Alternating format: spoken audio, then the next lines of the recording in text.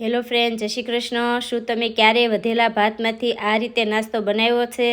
તો આપણે અવારનવાર ભાતને ફેંકી દેતા હોઈએ છીએ, પણ તમે આ રીતે એકવાર નાસ્તો બનાવી લીધો તો વારંવાર બનાવશો। તો એક વાટકો મેં વધેલા ભાત લીધા છે। શાકભાજીમાં ગાજર, કોબી, કેપ્સિકમ, કાંદા લીધા છે ખમણીને, એક વાટકો લીલા ધાણા, આદુ મરચી, સ્વાદ અનુસાર મીઠું।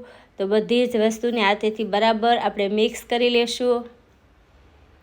હવે આ નાસ્તાને એકદમ ક્રિસ્પી કરવા 1 ચમચી મેં કોર્નફ્લોરનો ઉપયોગ કર્યો છે, અડધી વાટકી ચોખાનો લોટ। તમારા આગળ ચોખાનો લોટ ના હોય તો ચોખાના પૌવા પણ લઈ શકો। તો હિંગ, હળદર, ધાણા જીરું, ગરમ મસાલો અને ચાટ મસાલો લીધો છે।